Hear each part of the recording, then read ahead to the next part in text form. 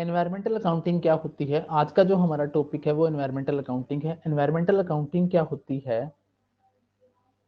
Environmental accounting is a field. Environmental accounting एक ऐसा field है जो पहचान करता है उन रिसोर्सेज की, ठीक है, और मेजर करता है जिनका एनवायरमेंट के ऊपर इंपैक्ट पड़ता है। तो एनवायरमेंटल अकाउंटिंग क्या हुई? एनवायरमेंटल अकाउंटिंग क्या करता है? आइडेंटिफाई करता है, पहचान करता है और मेजर करता है उन रिसोर्सेज की जिसको कंपनी यूज कर रही है और जिनका एनवायरमेंट के ऊपर इंपैक्ट पड़ रहा है, और एनवायरमेंट को उसकी क्या कॉस्ट उठानी पड़ रही है, एनवायरमेंट को उसकी क्या उठानी पड़ी है, कॉस्ट उठानी पड़ रही है, उसका जो अकाउंटिंग करने का हमारी वे है वो एनवायरमेंटल अकाउंटिंग कहलाता है। कहने का मतलब क्या हुआ कि एक इंडस्ट्री के द्वारा जो भी रिसोर्सेज यूज किए जा रहे हैं सोसाइटी से, उसका एनवायरमेंट के ऊपर क्या इंपैक्ट पड़ रहा है, एनवायरमेंट को उसकी क्या कॉस्ट उठानी पड़ रही है, उसका जो भी आप लोग लेखा जोखा करोगे, जहां भी करोगे, किस माध्यम से करोगे? एनवायरमेंटल अकाउंटिंग के माध्यम से करोगे। कहते हैं एनवायरमेंटल अकाउंटिंग के अदर नेम्स क्या है? इसको ग्रीन अकाउंटिंग भी कहा जाता है, रिसोर्स अकाउंटिंग भी कहा जाता है, integrated economic and environmental accounting भी कहा जाता है। जो हमारी एनवायरमेंटल अकाउंटिंग है एक सबसेट है किसका? अकाउंटिंग प्रॉपर का। इसका मेन टारगेट क्या होता है? To incorporate both economic and the environmental information. जो एनवायरमेंटल अकाउंटिंग है ये हमारा क्या है? सबसेट है, मतलब पार्ट है आगे किसका? अकाउंटिंग प्रॉपर का। इसका टारगेट क्या होता है? Target is to being incorporate करना किसको? इकोनॉमिक मतलब आर्थिक और वातावरणीय जो एनवायरमेंटल है उन सभी सूचनाओं को क्या करना? इंटीग्रेट करना, इनकॉर्पोरेट करना एनवायरमेंटल अकाउंटिंग का मेन काम होता है। आगे कॉस्ट बेनिफिट टूल एनालिसिस क्या होता है? इट कैन बी कंडक्टेड, ये कॉर्पोरेट लेवल पर भी कंडक्ट किया जा सकता है एनवायरमेंटल अकाउंटिंग, ठीक है, नेशनल लेवल पर भी हो सकता है ये, ठीक है, through the system of integrated environmental and economic accounting के माध्यम से। कहने का मतलब क्या है कि जो हमारी एनवायरमेंटल अकाउंटिंग है उसको कंडक्ट किया जा सकता है किस लेवल पर? कॉर्पोरेट लेवल पर, नेशनल लेवल पर। नेशनल लेवल पर किस माध्यम से? System of integrated environmental and economic accounting के माध्यम से। आगे क्या कहता है? फिर वही डेफिनेशन आगे, जो एनवायरमेंटल अकाउंटिंग है क्या है? एक हमारा फील्ड है जो आइडेंटिफाई करता है, पहचान करता है रिसोर्सेज की जो यूज किए जाते हैं मेजर करने में, कम्युनिकेट करने में, भी एनवायरमेंट को क्या कॉस्ट उठानी पड़ रही है उसको मेजर करना, उसकी जिस उसके जिसके थ्रू उसकी रिकॉर्डिंग की जाएगी वो अकाउंटिंग क्या कहलाती है? एनवायरमेंटल अकाउंटिंग कहलाती है। वो क्या कहलाती है? Environmental accounting.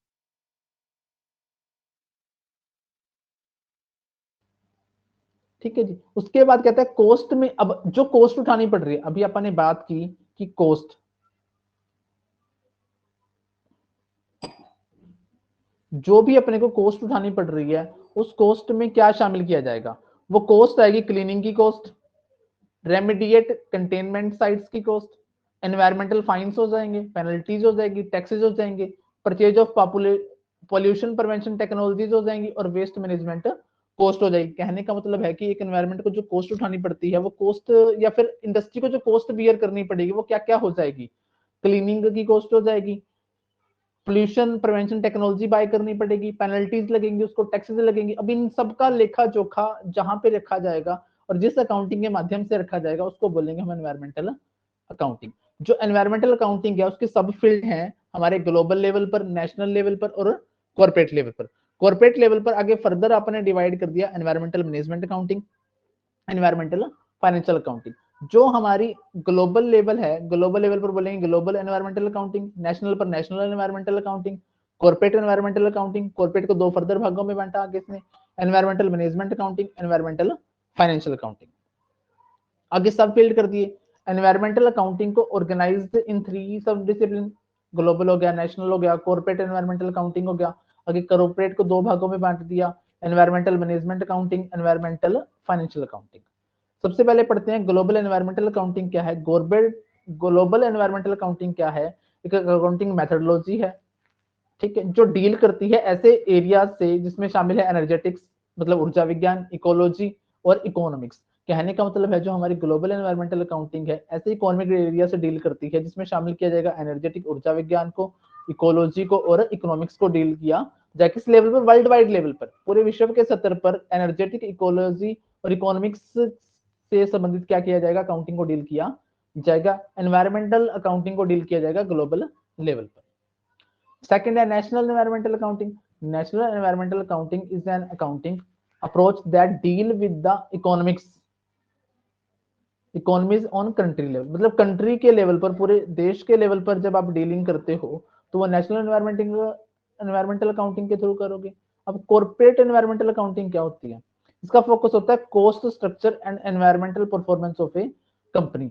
Big corporate environmental जो अकाउंटिंग है इसका मेन फोकस होता है किसके ऊपर? कॉस्ट स्ट्रक्चर किसका और एनवायरमेंटल परफॉर्मेंस किसकी? कंपनी की। भी कंपनी की एनवायरमेंट के प्रति परफॉर्मेंस कैसी है, क्या उसको वो गंदा तो नहीं कर रहा, उसको नुकसान तो नहीं पहुंचा रहा, ठीक है। जिस उसको नुकसान पहुंचाने की वजह से उसको क्या क्या कॉस्ट बियर करनी पड़ रही है कंपनी को।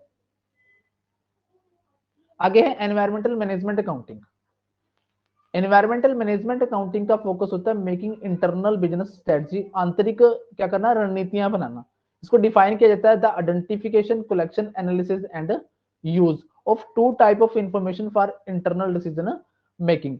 तो ये क्या कहता है कि इसको जो हमारा एनवायरमेंटल मैनेजमेंट अकाउंटिंग है उसका फोकस होता है मेकिंग इंटरनल, आंतरिक बिजनेस होता है व्यवसाय, और स्ट्रेटजी होता है रणनीति। यानी कि आंतरिक तौर पर जो आप रणनीतियां या स्ट्रेटजी बनाते हो उसको कैसे डिफाइन करेगा? आइडेंटिफिकेशन पहचान करना, कलेक्शन इकट्ठा करना, एनालिसिस विश्लेषण करना, और use of two types of, ये दो तरह की इंफॉर्मेशन को यूज करता है किसके लिए? इंटरनल डिसीजन मेकिंग के लिए। पहली है physical information on the use flows and fates of energy water and material including wastage, and monetary information on environmentally related cost earning and saving. पहले तो physical information on the use flows fates energy हो गया, water and material जिसमें wastage को भी शामिल किया जाएगा, और monetary information on environmentally related, environment related cost क्या पड़ रही है, अर्निंग क्या हो रही है हमें, और सेविंग से संबंधित क्या हो जाएगा, ये शामिल किया जाएगा। इन दो चीजों को क्या करेगा ये इंटरनल डिसीजन लेने में अपना शामिल करेगा, फोकस रहेगा इसका, ठीक है। एनवायरमेंटल फाइनेंशियल अकाउंटिंग क्या होती है? Environmental financial accounting is used to provide information needed by the external stakeholder on a company's financial performance। भाई जो environmental financial accounting है यूज की जाती है provide information to needed by the जो एक्सटर्नल शेयर होल्डर हैं उनको information provide करने के लिए हेल्पफुल रहती है एनवायरमेंटल फाइनेंशियल अकाउंटिंग। उसको यूज किया जाता है, environmental financial accounting is used to provide information, जो सूचना किसको चाहिए? एक्सटर्नल स्टेक होल्डर को चाहिए, उनको इंफॉर्मेशन प्रोवाइड करने में यूज की जाती है एनवायरमेंटल फाइनेंशियल अकाउंटिंग। किसके बारे में? कंपनी की फाइनेंशियल परफॉर्मेंस के बारे में। This type of accounting allow company to prepare financial reports for investor, lenders and the other interested parties. जो इस प्रकार की अकाउंटिंग है ये क्या करते हैं? अलाउ करती है कंपनी को प्रिपेयर की जाए फाइनेंशियल रिपोर्ट्स इन्वेस्टर्स के लिए, लेंडर्स के लिए और अदर इंटरेस्टेड पार्टीज के लिए। हाँ जी, एलिमेंट्स क्या हैं इसके? Environmental conservation cost, environmental conservation benefits, environmental benefit due to the environmental conservation activity. यानी कि एनवायरमेंटल कंजर्वेशन एक्टिविटीज की वजह से जो इकोनॉमिक बेनिफिट्स होते हैं, ठीक है, ये क्या है? इसके एलिमेंट है। आगे द टाइप्स ऑफ कॉस्ट। अब जो एक आदमी है हैंसन एंड मेंडोजा आदमी है, ये क्या कहते हैं कि टाइप कॉस्ट, कौन कौन सी कॉस्ट बियर करनी पड़ती है?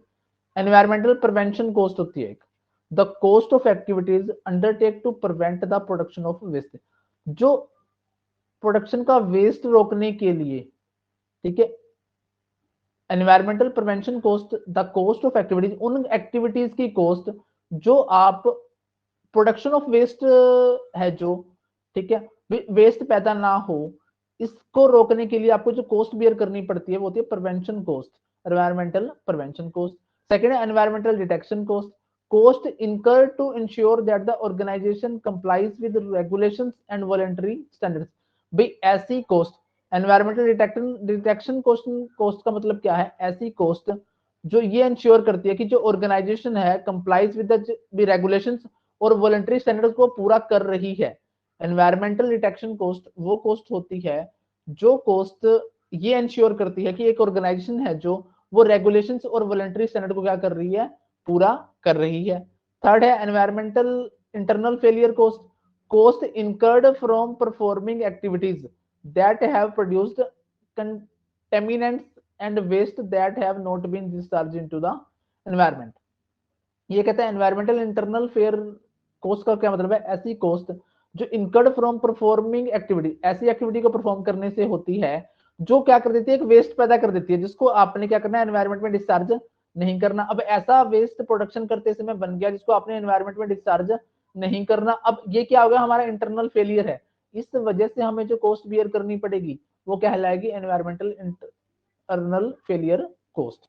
एनवायरमेंटल एक्सटर्नल फेलियर कॉस्ट, अब जो cost incurred on activities performed after discharging waste into environment, भी आपने जो एनवायरनमेंट में वेस्ट डाल दिया, मतलब जैसे हो सकता है कि मान लो आपकी कोई फैक्ट्री है जिससे ऐसा वेस्ट निकलता है जो हानिकारक है, केमिकल टाइप है, वो आपने क्या कर दिया, गंगा के पानी में क्या कर दिया, डिस्चार्ज कर दिया। अब इससे आपको मान लो पेनल्टी पड़ी, अब वो क्या कहलाएगी, एक्सटर्नल फेलियर कॉस्ट कहलाएगी एनवायरमेंटल की। ये हमारी टाइप्स ऑफ कॉस्ट थी। आगे आता है the US environmental protection agency क्या कहती है, the US environmental protection agency makes a distinction between 4 types. उसने 4 प्रकार की कॉस्ट बताई है। जो ऊपर थे दो लोग, हैंसन एंड मेंडोजा ने कितनी टाइप की कॉस्ट बताई है अपने, इसने भी 4 प्रकार की बताई। अब इनकी 4 प्रकार की कॉस्ट कौन सी है, वही conventional cost, raw material and energy cost having environmental relevance, ऐसा रॉ मटेरियल जो एनवायरमेंट को इंपैक्ट करता हो, और एनर्जी कॉस्ट जो एनवायरमेंटल को इंपैक्ट करती हो, वो कन्वेंशनल कॉस्ट कहलाती है। Potentially hidden cost, cost captured by the accounting system but then losing their identity in their journal overheads। भी ऐसी कॉस्ट जो हिडन कर ली गई है, cost captured by the accounting system में तो कैप्चर कर ली, पर तो उसकी खुद की आइडेंटिटी नहीं है, जर्नल ओवरहेड में वो क्या हो चुकी है, मिल चुकी है, जो हाइड कर दी गई है कॉस्ट, वो potentially hidden cost. Contingent होता संभावित, cost to be incurred at a future date में जो बियर अप करनी पड़े, लाइक क्लीन अप कॉस्ट। आज आपने क्या कर दिया, सोसाइटी को गंदा कर दिया, मान लो गंगा को आज आपने गंदा कर दिया, ठीक है, बाद में उसकी क्लीन अप कॉस्ट आपको बियर करनी पड़ेगी, वो कंटीजेंट कॉस्ट कहलाएगी। Image and relationship cost, cost that by their nature are intangible, for example the cost of preparing environmental report। आप ऐसी एनवायरमेंटल रिपोर्ट बना रहे हो जिससे आपकी इमेज और रिलेशनशिप पर क्या पड़ेगा, बुरा प्रभाव पड़ेगा। अब उसकी जो आपको कॉस्ट बियर करनी पड़ेगी वो कौन सी कॉस्ट कहलाएगी, इमेज एंड रिलेशनशिप कॉस्ट कहलाएगी। आगे क्या कहता है, the United Nation division for sustainable development, the United Nation division for sustainable development, ठीक है, the UN division for sustainable development describe the environmental cost as comprising of cost incur to protect the environment, environment को protect करने की cost. For example measure taken to prevent pollution, pollution को रोकने के लिए आप एडवांस में ही कोई मेजर उठाते हो, उस पर जो खर्चा करते हो वो कहलाती है cost incur to protect the environment. वातावरण को संरक्षण करने के लिए या फिर वातावरण की सुरक्षा करने के लिए आप जो कॉस्ट बियर करते हो, जैसे पोल्यूशन को प्रिवेंट करने की कॉस्ट, वो कहलाएगी प्रोटेक्ट द एनवायरमेंट कॉस्ट। ठीक है, सेकंड है cost of waste material, capital and labour, inefficiencies in the production process. मान लो प्रोडक्शन प्रोसेस में क्या है, इनएफिशिएंसीज है, ठीक है, वेस्टेज काफी निकाल दी, कैपिटल बेकार जा रही है, लेबर आपकी बेकार खड़ी है, तो वो वाली कॉस्ट कौन सी कहलाएगी, दूसरी टाइप की कॉस्ट हो जाएगी। तो 2 कॉस्ट बताई हैं United Nation division for sustainable Development के लिए, एनवायरमेंट को प्रोटेक्ट करने की कॉस्ट, दूसरी cost of waste material, capital की, लेबर की, और like inefficiency in the production process की। ठीक है, तो ये था हमारा एनवायरमेंटल अकाउंटिंग। एनवायरमेंटल अकाउंटिंग का मतलब क्या है कि एक एनवायरमेंट को प्रोटेक्ट करते हुए या फिर एक वातावरण में रहते हुए कंपनी को जो भी खर्चा बियर करना पड़ता है, जैसे क्लीनिंग की कॉस्ट आ जाएगी, वेस्ट डिस्चार्ज करने के बाद जो पेनल्टी फाइन वगैरह पड़ेंगे, उनका जो लेखा जोखा आप जिस अकाउंटिंग मेथड के थ्रू रखोगे उसको बोलेंगे एनवायरमेंटल अकाउंटिंग बोलेंगे, उसको क्या बोलेंगे, एनवायरमेंटल अकाउंटिंग बोलेंगे। हाँ जी, इन्फ्लेशन अकाउंटिंग क्या होती है, inflation accounting refers to the process of adjusting the financial statement of a company to show the real financial position of the company during inflationary period। कहने का मतलब क्या है कि जैसे मान लो एक महंगाई का दौर चल रहा है, ठीक है, पुरानी वैल्यू को करंट पर प्रेजेंट करके फाइनेंशियल पोजीशन डिसाइड करना, जो हमारी पुरानी वैल्यू है उसको करंट पोजीशन, करंट के रेट के हिसाब से क्या करना, एडजस्ट करना, ठीक है, क्या कहलाता है, इन्फ्लेशन अकाउंटिंग कहलाएगा। तो inflation accounting refers to the process, एक ऐसी प्रक्रिया है जो एडजस्टिंग द फाइनेंशियल स्टेटमेंट को एडजस्ट करती है of a company to show the real financial position of the company during inflationary, यानी कि इन्फ्लेशनरी टाइम पे कंपनी की वास्तविक पोजीशन दिखाने के लिए जो हमारी फाइनेंशियल स्टेटमेंट है उसको करंट प्राइस के मुताबिक एडजस्ट करना क्या कहलाता है, इन्फ्लेशनरी अकाउंटिंग कहलाता है। The technique of inflation accounting has been developed to the correct problems arising from the historical cost accounting in presence of inflation. कहने का मतलब है हम लोग जो हमारे अकाउंटिंग सिस्टम को मेंटेन करते हैं वो हिस्टोरिकल कॉस्ट अकाउंटिंग के मुताबिक बनाते हैं, परंतु इन्फ्लेशन के टाइम पे वो जो अकाउंटिंग सिस्टम होता है वो कारगर नहीं होता, क्योंकि हम लोग हमारी हिस्टोरिकल कॉस्ट के हिसाब से चल रहे होते हैं, परंतु इन्फ्लेशन के हिसाब से उस चीज का रेट कुछ और चल रहा होता है। तो इन्फ्लेशन अकाउंटिंग क्या एक टेक्निक है जो डेवलप की गई है समस्याओं का समाधान करने के लिए। जो समस्याएं कैसे पैदा हुई हैं, हिस्टोरिकल कॉस्ट अकाउंटिंग मेथड अपनाने की वजह से क्या हुई हैं, जो समस्याएं पैदा हुई हैं उसको इन्फ्लेशन के टाइम पे सही करने की जो टेक्निक है वो इन्फ्लेशन अकाउंटिंग कहलाती है।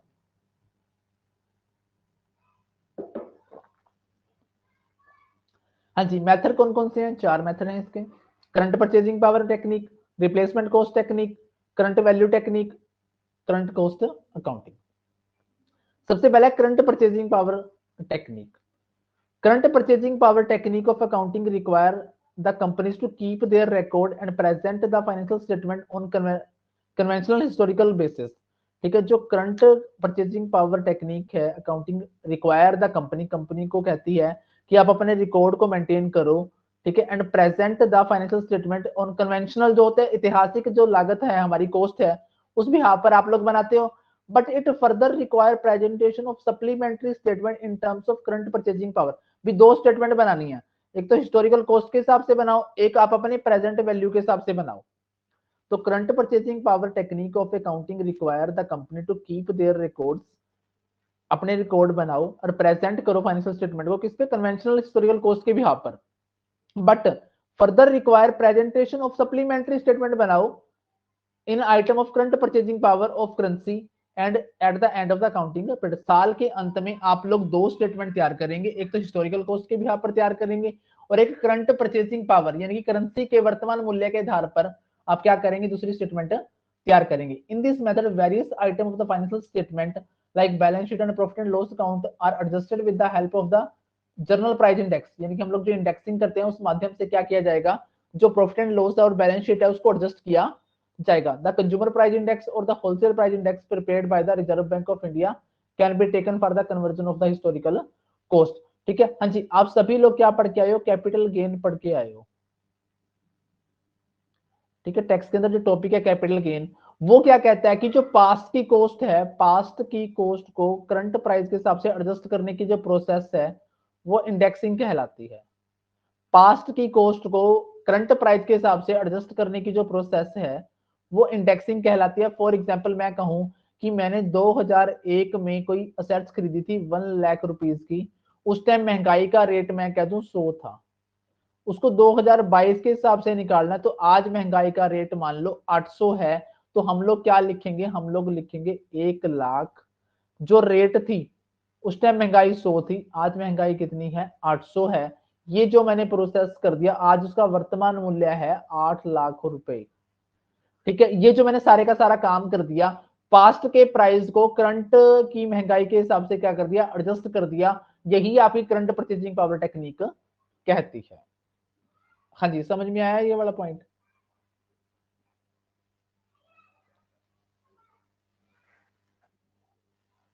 हाँ जी, यस सर। होंगे। आगे कहता है कि the technique of price level accounting has been followed by the technique of price level accounting has been followed by a number of companies in Germany, US, Australia, but although this method is simple, it may be considered as only a first step towards the inflationary accounting। कहता है इस जो price level method है इसको काफी सारी जगह अपनाया गया, America, sorry Germany, US, Australia, ठीक है, परंतु ये सिंपल है, ये सिर्फ एक फर्स्ट स्टेप हो सकता है इन्फ्लेशनरी अकाउंटिंग के की तरफ बढ़ाया गया हमारा एक क्या हो सकता है, एक पहला कदम हो सकता है। आगे इसकी वीकनेस क्या है, as it takes into account the general price index it doesn't account for changes in the individual assets of the company। ये जर्नल का मतलब क्या था, सामान्य प्राइस इंडेक्स, जो मतलब सभी चीजों पर एक जर्नली एप्लीकेबल कर दिया इंडेक्स, महंगाई का एक जर्नली इंडेक्स तैयार कर दिया, परंतु ये जो डजंट अकाउंट फॉर चेंजेस, जो इंडिविजुअल असेट्स में चेंजेस हुए हैं उसके लिए तो कोई काम नहीं करता, पहली कमी। Sometime it is possible that there may be increase in the general price index, but there may not be in the any increase in the value of the particular assets। हो सकता है कि जनरल प्राइस इंडेक्स तो बढ़ गया हो परंतु value of assets वास्तव में बढ़ी ना हो, ऐसा भी तो हो सकता है। Second, the technique seems to be more of theoretical nature than of practical, की बजाय ये थ्योरेटिकल नेचर में ज्यादा है। In a country like India even the price indices may not be correct. अब जो इंडेक्स है, ठीक है, इंडेक्स होता है प्रॉपर डाटा के आधार पर, परंतु भारत है, भारत में क्या होता है, जो इंडेक्स है वो अलग अलग चीजों लोगों मतलब अलग कंपनी लगा ले, अलग अलग डिपार्टमेंट्स के लगा ले, उनके द्वारा इशू किया जाता है। अब किसके इंडेक्स को आप सही मानोगे? तो in a country like India even the price indices may not be correct, it may further cause inaccurate presentation हो जाएगी। अब आपका इंडेक्स सही नहीं है, ठीक है, तो आपको प्रेजेंट वैल्यू फिर भी सही नहीं आएगी, तो इससे क्या होगा, इनएक्यूरेट प्रेजेंटेशन हो जाएगी फाइनेंशियल स्टेटमेंट की। अब कन्वर्जन फैक्टर जैसा कि मैंने पहले बता दिया, ठीक है, करंट प्राइस इंडेक्स बटा में बेस ईयर इंडेक्स, ठीक है, इनटू में यहीं पे मैं कर देता हूं जो भी आपकी अमाउंट है, ठीक है, वो क्या बन जाएगी, आपकी हिस्टोरिकल कॉस्ट थी जो आपकी, ठीक है, वो प्रेजेंट की वैल्यू आ जाएगी। फॉर एग्जांपल बिल्डिंग खरीदी थी 1,00,000 रुपए में 1980 में, जनरल प्राइस इंडेक्स उस टाइम 100 था, आज 200 है, तो हम लोग क्या लिखेंगे, जो 1,00,000 रुपीज की वैल्यू है वो 100 के मुताबिक है, इसको 200 के मुताबिक लाया जाना चाहिए, तो आप यहाँ से 2 जीरो काट दें, तो आज उसकी प्रेजेंट वैल्यू कितनी है, 2,00,000 रुपए है। इस सारी प्रोसेस को हम लोग क्या कहते हैं, इंडेक्सिंग कहते हैं, ठीक है, तो अपन ने क्या कर दिया, कन्वर्जिंग कर दी। Second है replacement cost accounting technique. The replacement cost accounting technique is an improvement over current purchasing power technique. ठीक है, जो रिप्लेसमेंट कॉस्ट अकाउंटिंग टेक्निक है हमारी, ये क्या है, इंप्रूवमेंट है किसके ऊपर, करंट परचेजिंग पावर टेक्निक के ऊपर। One of the major weakness of the current purchasing power technique is that it doesn't takes into account the individual price. ये इंडिविजुअल प्राइस इंडेक्स को नहीं लेता था, कौन से वाला, जो करंट परचेजिंग पावर टेक्निक थी, related to the particular assets of a company. किसी पर्टिकुलर असेट से संबंधित जो इंडिविजुअल प्राइस इंडेक्स था, ये उसको कंसिडर नहीं करता था। ये सिर्फ कौन सा प्राइस इंडेक्स लेता था, ये जर्नल प्राइस इंडेक्स लेता था। ये उसमें कमी थी, इस कमी को दूर करने के लिए कौन सी टेक्निक है, replacement cost accounting technique. In replacement cost accounting technique the index used are those directly relevant to the companies particular assets. वो वाला इंडेक्स यूज किया जाएगा जो किसी कंपनी की पर्टिकुलर असेट से क्या हो, किसी पर्टिकुलर असेट्स के लिए क्या हो, रेलिवेंट हो, note the general price index. कहता है कि in the replacement cost accounting technique में क्या किया जाएगा, उस इंडेक्स को यूज किया जाएगा जो किसी कंपनी की पर्टिकुलर असेट से क्या हो, के लिए क्या हो, रेलिवेंट हो। यहाँ पर जनरल प्राइस इंडेक्स को यूज नहीं किया जाएगा। In the sense the replacement cost accounting technique is consider to be improvement over current purchasing power technique. इस प्रकार ये माना जाता है कि जो रिप्लेसमेंट कॉस्ट अकाउंटिंग टेक्निक है, ये क्या है, इंप्रूवमेंट है किसके ऊपर, करंट परचेजिंग पावर टेक्निक के ऊपर। Current value counting technique, I think ये थर्ड है हमारी।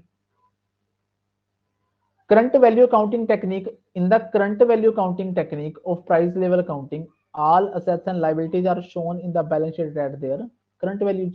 भाई हम लोग जो हमारी बैलेंस शीट बनाते हैं, ठीक है, बैलेंस शीट में हम लोग चीजें बुक वैल्यू, ये कहता है कि एट प्रेजेंट की जो वैल्यू है, वर्तमान में जो वैल्यू है, सारी की सारी असेट्स और लाइबिलिटीज उस वैल्यू पे आपने क्या करनी है, शो करनी है, कहां पर, अकाउंट्स में। ये मेथड कौन सा है, करंट वैल्यू काउंटिंग टेक्निक, ठीक है। अब सर ये तो सेम नहीं हो गया, कौन से वाला, करंट परचेजिंग पावर के जैसे, उसमें भी तो करंट फिर करंट परचेजिंग वैल्यू पावर पे में, शो करेंगे। करंट परचेजिंग पावर में तो अपन ने पढ़ा था कि भैया इंडेक्सिंग करके, फिर वो इंडेक्स यूज आएगी तो सर करके करंट वैल्यू पे ही। आएगी, तो करंट वैल्यू ही, ठीक है, इक्वल टू सर जैसे ही इसमें है। भी हाँ हाँ वही आएगा, टेंशन मत लीजिए। इसमें सारी की सारी असेट्स और लायबिलिटी, कहता है करंट में जो मार्केट, एक चीज देख, एक तो है कि मैं, वैसे आपकी बात भी सही है, जैसे अपन ने 1,00,000 वाली वैल्यू 2,00,000 रुपए इंडेक्स के मुताबिक निकाली थी, ठीक है, ठीक है, ऐसा भी तो हो सकता है कि वही चीज अगर अपन ने आज लेनी होती, ठीक है, अब नई सर का इंडेक्स रेट, भी तो आज का ही उठाएंगे ना। बिल्कुल उठाएंगे जी, ठीक है, ये दोनों के दोनों जो है करंट वैल्यू काउंटिंग और करंट परचेजिंग पावर वाली दोनों इक्वल टू है, ठीक है। इसमें भी क्या कर रहा है, जो technique of price level accounting सारी की सारी असेट्स और लायबिलिटी को करंट प्राइस पे दिखा रहा है, तो जो आप करंट परचेजिंग प्राइस वाली थी उसमें इंडेक्सिंग करके निकाल रहे थे, उसमें भी वही करंट की वैल्यू आ गई, और इसमें भी क्या आ गई, करंट की वैल्यू आ गई। आपकी बात सही है एकदम से। फिर सर अलग क्यों दी है ये? पूछ के आऊंगा मैं उनसे ना, इस पे और थोड़ी सी रिसर्च करेंगे, इस कोई बात नहीं, इस पॉइंट को ना थोड़ा और फर्दर लेवल पे पढ़ने का प्रयास करेंगे, हो सकता है कि इसमें कुछ और नया हो, ठीक है। Yes sir. Current current cost accounting technique, the British government had appointed a committee known as Sandilands Committee under the chairmanship of Mr. Francis C.P. Sandilands। कहता है करंट कॉस्ट अकाउंटिंग टेक्निक में ब्रिटिश गवर्नमेंट ने appoint कर दी एक committee जिसको हम लोग क्या कहते हैं, सैंडीलैंड्स कमेटी कहते हैं। किसकी चेयरमैनशिप में? Chairmanship of mister Francis CP Sandilands, to consider and recommend the account for price level changes के लिए क्या क्या चीजें लाइबल या क्या हो सकती हैं, अकाउंटेबल हो सकती हैं, रिकमेंड करने के लिए उसको कहा गया है इस कमेटी को। द कमेटी प्रेजेंटेड अपनी रिपोर्ट देती है 1975 में और recommend the adoption of current cost accounting technique को अपनाने के लिए क्या देती है, रिकमेंडेशन कर देती है। किसकी जगह? Current purchasing power of replacement cost accounting technique for price level changes. कहने का मतलब क्या है, 1900 ये कब बनी? इस कमेटी ने अपनी रिपोर्ट दी 1975 में। कमेटी ने क्या रिकमेंड किया कि आप लोग करंट कॉस्ट अकाउंटिंग टेक्निक अपनाओ, ठीक है। किसके रिप्लेस में? Current purchasing power of replacement cost की जगह accounting technique for private level change के लिए कौन सी अपनाओ? करंट कॉस्ट अकाउंटिंग टेक्निक बनाओ।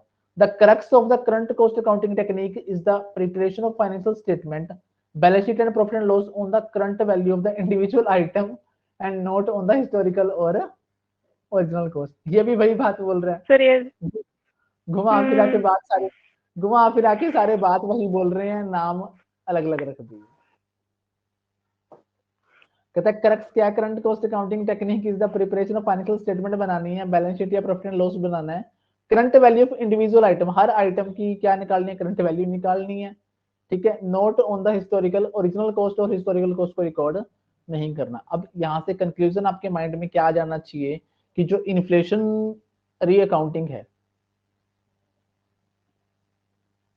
ठीक है, इन्फ्लेशनरी अकाउंटिंग है जो हमारी क्या काम आती है?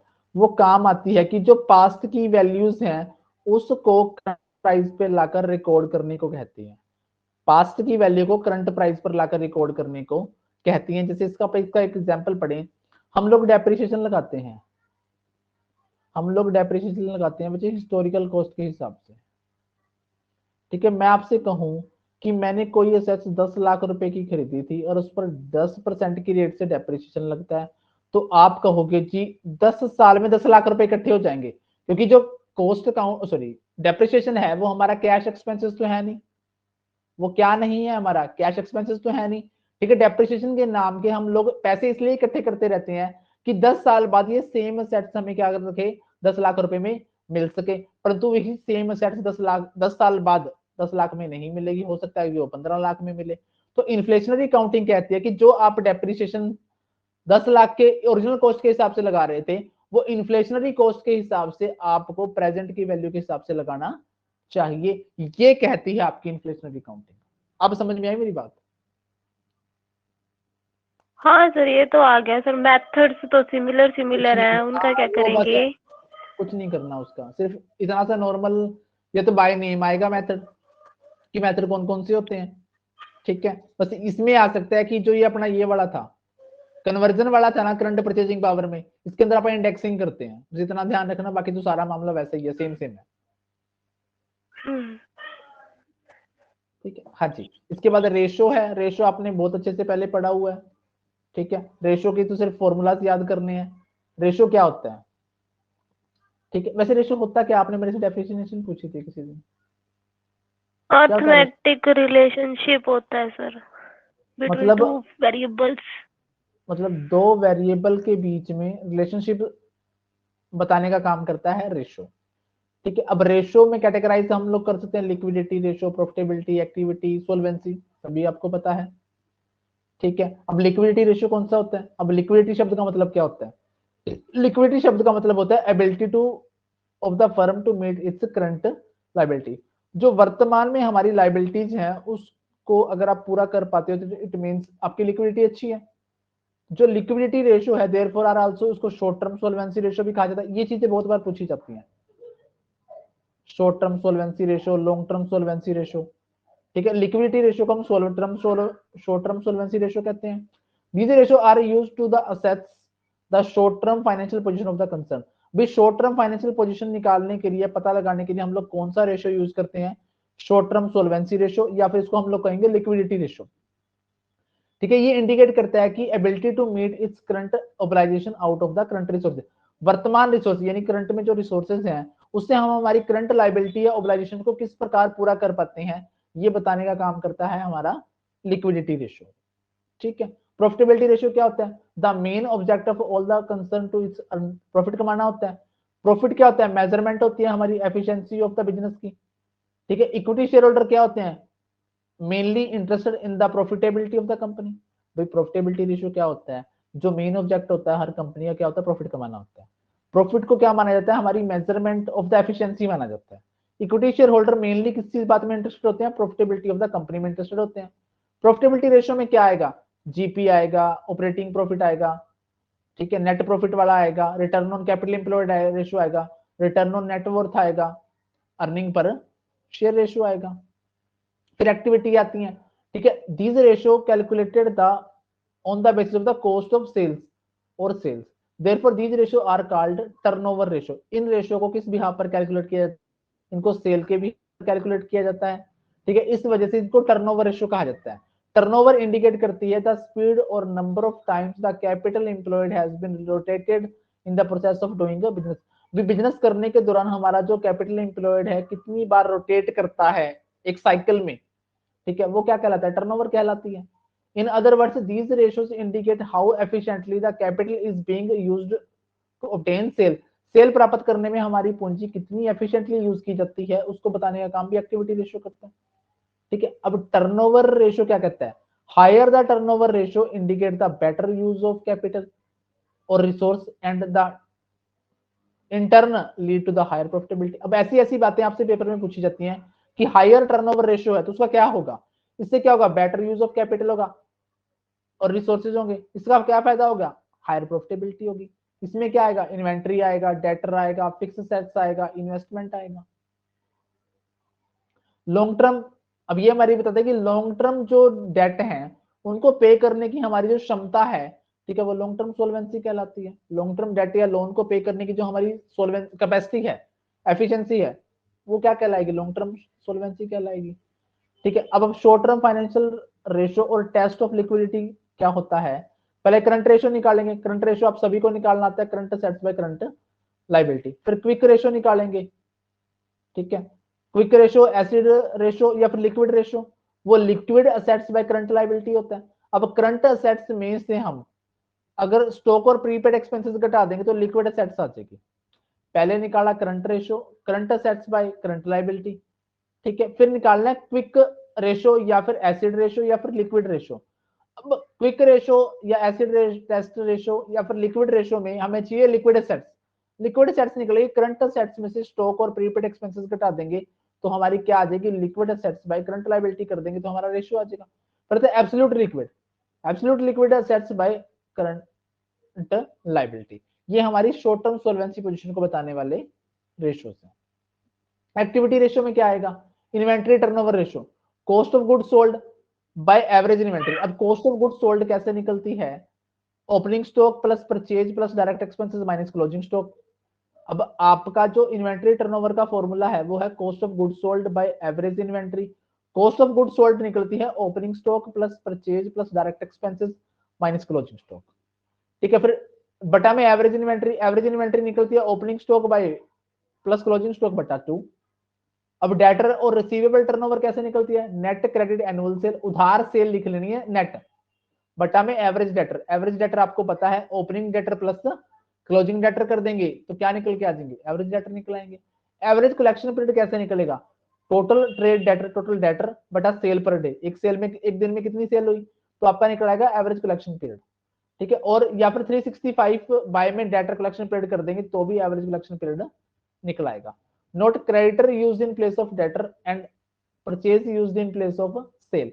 अगर आपने क्रेडिटर के रेशियो निकालने हो, मान लो डेटर और रिसीवेबल टर्नओवर है, जैसे क्रेडिटर टर्नओवर निकालना होगा तो डेटर की जगह क्रेडिटर हो जाएगा, ठीक है, और सेल की जगह क्या हो जाएगा? परचेज हो जाएगा। क्या ये फॉर्मूला समझ गए मेरी बात? Yes sir. सर एक ऊपर वो आया था एब्सोल्यूट लिक्विड एसेट, वो कैसे निकलेंगी? जैसे लिक्विड एसेट तो करंट मतलब एसेट में से बिल्कुल मेरी बात, जो इमीडिएट कैश में कन्वर्ट होने के लिए तैयार रहती है। कैश तो जैसे sir cash, cash and bank, cash equivalent और हाँ कैश एंड कैश इक्विवेलेंट, जैसे कैश हो गया, बैंक हो गया, मार्केटेबल सिक्योरिटीज होगी। ठीक है सर। उसके बाद आता है working capital turnover, cost of goods sold by net working capital. Net working capital आपको निकालनी आती है current assets minus current liability. ठीक है, अब लॉन्ग टर्म सोल्वेंसी आ गया। लॉन्ग टर्म सोल्वेंसी में आता है debt equity ratio. Debt equity ratio का फॉर्मूला था आउटसाइडर फंड बाय में शेयर होल्डर फंड। ठीक है, आउटसाइडर फंड को एक्सटर्नल इक्विटी बोलते हैं और शेयर होल्डर फंड को हम लोग इंटरनल इक्विटी बोलते हैं। फिर आता है ratio of long term debt to shareholder. ठीक है, जैसे ये क्या कहता है, ratio of long term debt, 2 से पहले वाला ऊपर आएगा, 2 के बाद वाला नीचे आएगा। लॉन्ग टर्म डेट ऊपर आएंगे, शेयर होल्डर फंड नीचे आएगा। Proprietary ratio, share holder fund by total assets. Date service और इंटरेस्ट कवरेज रेशियो, ये पेपर में काफी बार पूछा जाता है। डेट सर्विस और इंटरेस्ट कवरेज रेशियो, ये आएगा net profit before interest and taxes, यानी कि इसको हम लोग ईबीआईटी बोल सकते हैं, earning before interest and tax भी तो बोल सकते हैं। बट हमें फिक्स इंटरेस्ट चार्ज, अब जिन चीजों पर फिक्स इंटरेस्ट बियर करना पड़ता है, ठीक है, अब फिक्स इंटरेस्ट चार्ज लिख देंगे नीचे। ठीक है, उसको हम लोग क्या बोलेंगे, डेट सर्विस और interest coverage ratio. Profitability ratio related to sale, GP ratio, GP by net sale. ठीक है, ऑपरेटिंग रेशियो, ऑपरेटिंग कॉस्ट बटा net sale. Net profit ratio, net profit after tax by net sale. Operating profit ratio, operating profit by net sale. ठीक है, ये हमारे क्या है, formulas हैं। शेयर होल्डर से रिलेटेड, return on shareholder investment, ROI, return on investment. Net profit after interest and taxes, net profit interest भी घटा दो और टैक्स भी घटा दो, बाय में शेयर होल्डर फंड इनटू 100, ये निकल आएगा return on shareholder investment. Return on equity capital, सिर्फ इक्विटी की बात कर रहे हैं तो क्या घटा दो, प्रेफरेंस डिविडेंड भी घटा दो। हम लोगों ने जो आइटम पढ़ी थी, जब क्या पढ़ा था, लीवरेज पढ़ा था लास्ट में, हम लोगों ने पढ़ा था, क्या पढ़ा था, अर्निंग अवेलेबल फॉर इक्विटी।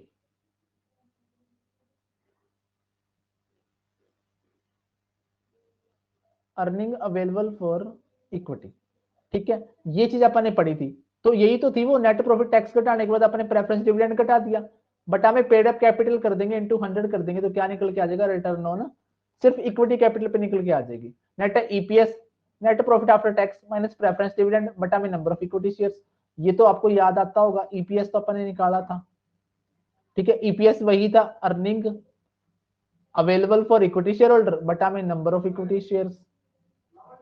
ठीक है, आगे कैपिटल टर्नओवर रेशियो, सेल या कॉस्ट ऑफ सेल बटा में कैपिटल इंप्लॉयड। कैपिटल इंप्लॉयड क्या होता है बच्चे, कैसे निकलता है ये, total assets minus total liabilities. Dividend yield क्या होता है, डीपीएस बाय एमपीएस। अब डीपी रेशियो क्या होता है, डीपीएस बटा ईपीएस। देखो, डिविडेंड यील्ड निकालना हो तो डिविडेंड पर शेयर, यील्ड का मतलब होता है कमाना, रिवेन्यू जिसको आप कह सकते हैं। ठीक है, DPS by MPS. Dividend pay out ratio, पे आउट होता है जो आपने डिस्ट्रीब्यूट कर दिया, डिविडेंड पर शेयर बटा में अर्निंग पर शेयर। फिर ये फॉर्मूला बहुत बार पूछा जाता है, PE ratio, price earning ratio, MPS बटा ईपीएस। ठीक है, फाइनेंशियल लीवरेज तो आपको पता ही है, कंट्रीब्यूशन बटा ईबीआईटी, ऑपरेटिंग लीवरेज पता है ईबीआईटी बाय ईपीटी। ठीक है जी, आया समझ में यहां तक, लो जी, ये कुछ क्वेश्चंस हैं, आप लोग बना लेना, ये पीडीएफ आपको डाल दी जाएगी। अब इसमें एक लास्ट टॉपिक रह गया, अकाउंट हमारी देन फिनिश हो जाएगी, फिर हमारी सिर्फ ऑडिटिंग पोर्शन रह जाएगा इसका, कल से हम उसको स्टार्ट करेंगे। सर इक्को का सारा हो गया? नहीं जी, इको नहीं हुई सारी, इको का इंपॉर्टेंट वाला हो गया, बट बाकी जो रह गया वो भी करवा दूंगा। हाँ जी, method of valuation of share आ गई अब। ठीक है, वैल्यूएशन ऑफ शेयर का क्या मतलब है, भी जो प्राइवेट लिमिटेड कंपनी है, ठीक है, नेवर क्योटेड ऑन स्टॉक एक्सचेंज, जो एक प्राइवेट लिमिटेड कंपनी है उनके शेयर स्टॉक एक्सचेंज पे डील नहीं किए जाते। ठीक है, आल्सो नोट, सारी पब्लिक कंपनी के शेयर भी स्टॉक एक्सचेंज पे डील नहीं किए जाते, परंतु वो कंपनियां फिर भी शेयर इशू करती हैं और आपस में खरीद बेच होती है, लोग उनके शेयर खरीदते हैं, तो उनके शेयर का वैल्यूएशन करने के लिए तो कुछ ना कुछ करना पड़ेगा, भी कितने रुपए में उनका शेयर बेचना है, कितने में खरीदना है। कहते हैं share of the private limited companies are never quoted on stock exchange, also not all the public limited companies share are not quoted on the stock exchange, so there is a need of valuation of share. Share का मूल्यांकन करने की जरूरत पड़ती है। जरूरत क्यों पड़ती है? One share of one class are to be converted into share of another class. भी प्रेफरेंस को इक्विटी में कन्वर्ट करना हो या फिर एक रेट वाले दूसरे रेट में कन्वर्ट करना हो, जब शेयर ट्रांसफर करने हो, खरीदने हो, बेचने हो, ठीक है। When the government wants to compensate the shareholder on the nationalisation of the company. Nationalisation का मतलब होता है राष्ट्रीयकरण करना। जब सरकार किसी डिपार्टमेंट को या फिर ऑर्गेनाइजेशन को क्या करती है, अडॉप्ट करती है, अपने अंडर लेती है, तो उस प्रोसेस को बोलते हैं नेशनलाइजेशन। मान लो सरकार ने कोई कंपनी को क्या कर लिया, नेशनलाइज कर दिया, वो अपने अंडर ले ली, तो शेयर होल्डर को कंपनसेट करना पड़ेगा। अब शेयर होल्डर को कंपनसेट करने के लिए उनके शेयर की वैल्यू का पता लगाना पड़ेगा। When the companies are amalgamate होती हैं, अब्सॉर्ब होती हैं, मर्ज होती हैं और रिकंस्ट्रक्ट होती हैं, तब भी क्या करना पड़ता है, हमें वैल्यूएशन ऑफ शेयर करना पड़ता है। पहला है method of valuation of share. Net assets method में क्या होगा, नेट एसेट्स बटा number of equity share, net assets by number of equity share. जो नेट एसेट्स है उसको हम लोग assets banking intrinsic value breakup value method, ठीक है। इन this method the value of net assets जोड़ी जाती हैं, उसको डिवाइड किया जाएगा total number of equity share से, ठीक है। Each value of each equity share निकल जाएगी। क्या निकल जाएगी, वैल्यू ऑफ शेयर निकल, यानी कि नेट एसेट्स को नंबर ऑफ इक्विटी शेयर से अगर आप डिवाइड कर देंगे तो आपका क्या आ जाएगा, एक शेयर की वैल्यू आ जाएगी। नेक्स्ट है the value of goodwill will be ascertained. तो इसमें कैसे काम किया जाएगा, पहले गुडविल की वैल्यू निकाली जाएगी। Fixed assets of the company disclose और undisclose in balance sheet are taken at their realisable value. जिस वैल्यू पर बाजार में बिक रही है उस वैल्यू पर लेनी है सेट्स आपने। Floating assets are to be taken at market value. Remember क्या याद रखना है, फिक्टिटियस सेट्स नहीं लेनी, जैसे प्रीमियम एक्सपेंसेस हो गया, अकोमुलेटेड लॉसेस हो गए, इनको नहीं लेना। Provision for depreciation bad debt provision must be consider. Goodwill निकालनी है, ठीक है, जो बैलेंस शीट में सेट्स हैं, ठीक है, उसको रिलाइजेबल वैल्यू पर लेना है। फ्लोटिंग सेट्स को मार्केट वैल्यू पे लेना है। क्या नहीं लेना, फिक्टिटियस सेट्स नहीं लेनी, प्रीमियम एक्सपेंसेस नहीं लेने, अकोमुलेटेड लॉसेस नहीं लेने, प्रोविजन फॉर डेप्रिसिएशन भी लेना है, बैड डेट प्रोविजन भी लेने हैं। एक्सटर्नल इक्विटी फाइंड आउट करनी है कंपनी की, payable to the outsider including contingent liability. Contingent liability को शामिल करते हुए आपने क्या निकाल लेनी है, एक्सटर्नल लाइबिलिटी निकाल लेनी है, क्योंकि टोटल सेट्स में से एक्सटर्नल लाइबिलिटी घटेगी तभी नेट सेट्स आएगी ना। वैल्यू ऑफ नेट सेट्स कैसे निकलेगी, सबसे पहला बात है हमारी total of realisable value of assets में से घटा देंगे टोटल ऑफ एक्सटर्नल लाइबिलिटी, क्या निकलेगा कि नेट सेट्स, ठीक है, ये इंट्रिंसिक वैल्यू ऑफ सेट्स आ जाएगी। अब total value of equity share कैसे निकलेंगे, नेट एसेट्स में से प्रेफरेंस शेयर कैपिटल घटा देंगे तो टोटल वैल्यू ऑफ इक्विटी निकल जाएंगे। वैल्यू ऑफ इक्विटी, एक इक्विटी शेयर कैसे निकलेगी, नेट एसेट्स में से प्रेफरेंस शेयर कैपिटल घटा के नंबर ऑफ इक्विटी शेयर से डिवाइड कर देंगे। यानी कि जो ये total value of equity share I है इसको नंबर ऑफ इक्विटी शेयर से अगर डिवाइड कर देंगे तो आपकी एक वैल्यू, एक शेयर की वैल्यू आ जाएगी, जो अपने ऊपर फॉर्मूले में पुटअप करी थी। हाँ जी, सेकेंड है यील्ड मेथड। कहते हैं under the net assets method weightage are given to the safety of the investment, ठीक है। One who invest money on shares always need safety. क्या कहता है कि नेट एसेट्स मेथड में जो वेटेज दी गई है वो सेफ्टी ऑफ द इन्वेस्टमेंट को दी गई है। वन हु, एक ऐसा आदमी जो इन्वेस्ट करता है मनी शेयर में, उसको क्या चाहिए होती है, सेफ्टी चाहिए होती है। Even if the return is low, अगर रिटर्न लो भी हो तो भी उसको सेफ्टी चाहिए होता है। Safety is always looked upon.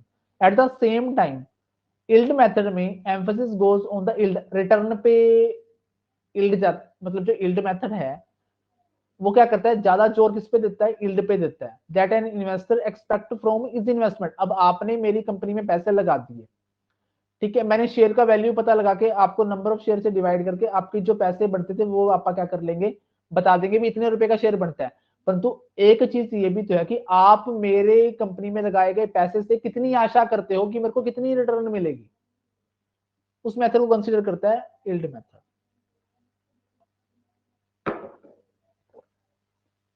The yield here mean the possible return that an investor gets out of his holding. भी आपने जो शेयर खरीद रखे हैं मेरी कंपनी के, ठीक है, उसके ऊपर आपको जो पॉसिबल रिटर्न मिल सकती है, ठीक है, डिविडेंड मिल सकता है, बोनस शेयर मिल सकते हैं, राइट इश्यू मिल सकते हैं। If the return is more the price of the share is also more. Return ज्यादा तो प्राइस ज्यादा रहेगा क्योंकि आपका शेयर ज्यादा बिकेगा बाजार में। इस मेथड में the valuation of share is obtained by comparing the expected rate of return. उसको नॉर्मल रेट ऑफ रिटर्न से कंपेयर किया जाएगा, एक्सपेक्टेड रेट ऑफ रिटर्न को, ठीक है। For instance if paid up value of share is क्या है, मान लो 10 रुपए है, एक्सपेक्टेड रेट ऑफ रिटर्न क्या है 9% है, नॉर्मल 6% है, तो वैल्यू ऑफ शेयर क्या होगी 15 रुपए होगी। कैसी आई होगी ये 15 रुपए, बताना मेरे को। एक्सपेक्टेड रेट ऑफ रिटर्न बटा में normal rate of return into share की वैल्यू। ठीक है, इसको आप कट करें, 3 दूनी 3 तिया 2 पंजे, तो शेयर की वैल्यू कितनी आ गई 15 रुपए। तो फॉर्मूला क्या निकल के आ गया, एक्सपेक्टेड रेट ऑफ रिटर्न बटा में normal rate of return into में paid up value of share. ये रहा expected return, expected profit by equity capital into 100। Yield value of share कैसे निकलेगी, एक्सपेक्टेड रेट बटा normal rate into paid up value of shares. ठीक है। Earning capacity method क्या कहता है, अर्निंग कैपेसिटी मेथड में एक्सपेक्टेड रेट ऑफ अर्निंग बटा में normal rate of returning earning into में paid up capital paid up value of share. यानी कि आपने क्या करना है, जो एक्सपेक्टेड रेट ऑफ अर्निंग है, ठीक है, बटा में नॉर्मल रेट ऑफ अर्निंग है, इनटू में paid up value of share लिख देनी है। इससे क्या आ जाएगी, वैल्यू ऑफ शेयर निकल आएगी। अब एक्सपेक्टेड रेट ऑफ अर्निंग कैसे निकलेगी, टोटल एक्चुअल प्रॉफिट बटा में कैपिटल एम्प्लॉयड इनटू 100। इससे आपकी क्या निकल जाएगी, actual expected rate of earning, उसको आप ऊपर रखोगे, नॉर्मल आपको गिवन मिलेगी, paid up value of share आपको गिवन मिलेगी, तो वो किसके थ्रू निकल जाएगा, अर्निंग कैपेसिटी मेथड के थ्रू। ठीक है, लो जी, ये आपका अकाउंटिंग का अकाउंट का सिस्टम क्या हो गया खत्म। कल हम लोग करेंगे हमारे ऑडिटिंग की पीडीएफ। ठीक है जी, चलिए 5 मिनट गले को ब्रेक देके। ठीक है, इस क्लास में टेंशन नहीं लेनी है, इस क्लास में जो स्टार्टिंग के 5-7 मिनट है ना, उसमें आवाज बंद थी, फिर मैंने दोबारा से क्लास स्टार्ट करके काम किया है, हो सकता है कि वो 5-7 मिनट की रिकॉर्डिंग स्टार्टिंग में आ गई है। Okay sir. ओके जी, मिलते हैं फिर।